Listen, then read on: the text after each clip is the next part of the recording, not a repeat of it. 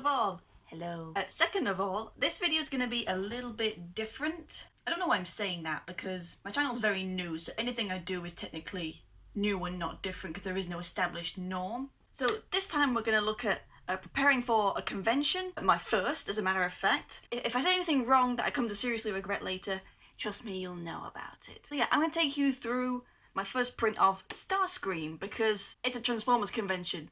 I'm not going far wrong with Starscream, who's one of my favourites. If any of you don't like Starscream in any of his iterations, you can personally fight me. I love this character, I love everything about him, he's a complete bastard, he's fun to watch. Okay, so first I've scribbled out my thumbnails. I've got 4 print designs of Starscream, Perceptor, Tarantulas and Prowl, and we're going to see Starscreams today. I'm just flicking around to show you the different sketches I do. I don't keep them detailed. I only do the barest minimum so that I and only I can understand what's going on. So apologies if it doesn't look really clear. Because I struggle resizing my thumbnails mentally, I tend to take a photo, zoom them up, have them printed out so I can have a look at them later.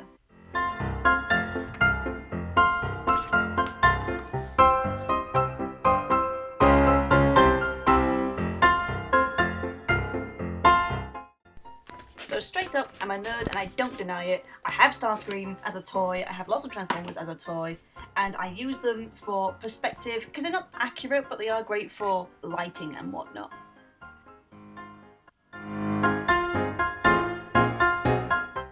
Obviously the best part of doing anything for an event considering fandoms is finding the references. I don't have all the DVDs, I'm working on it. References are particularly good for complicated characters like the Transformers, as believe me, no matter how much you think you know a character, you do not know what they look like until you find a reference.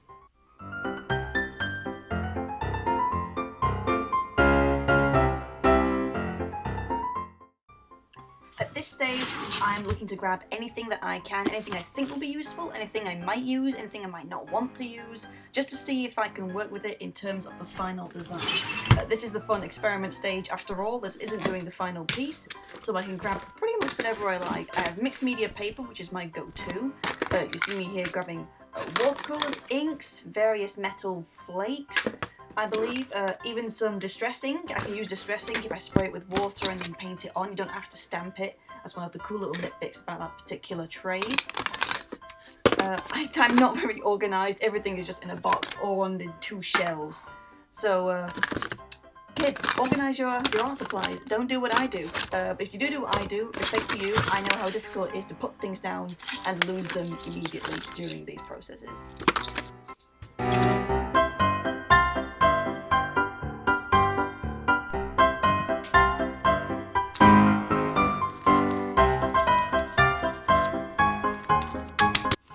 So the next bit up is colour composition. This is me playing with different colours in the same little sketch. I'll do a little sketch of the same thing 4 times, just slap some colour on there to see what looks good. I do usually do tonal ones as well. Colour comp isn't what I normally do because if I'm honest, colour scares me slightly. So I'll stick to black and white or maybe monochromatic with 1 or 2 colours dominant.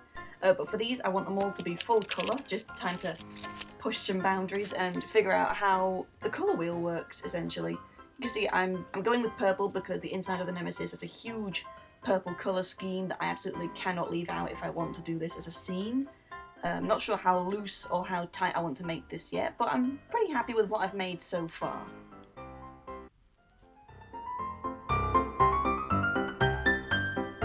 And we've come to the final part of this video, which is continuation of the sketching. I'm still nowhere near the final design, but here I've put my thumbnails on a light box, stuck on a piece of normal printer paper, and I'm just drawing through the parts of it that I like, and then once I've completed the thumbnail sketch from here, I'll put a load of notes around it, as you'll see later, with what I'd like to improve, what I'd like to change, and what parts I feel aren't completely accurate. I'll do this several times, depending on how long as I need it, 4 or 5 times maybe. I think I'm learning towards quite a bit because Starscream design is quite complicated.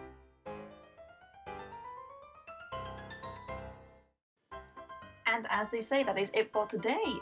I will be uploading the finished painting next week. There'll be a speed paint video of that for you to watch and enjoy. Feel free to like, comment, subscribe, visit my website, visit my Instagram and my Tumblr, and I hope you all have a nice day and you enjoyed the video. Goodbye.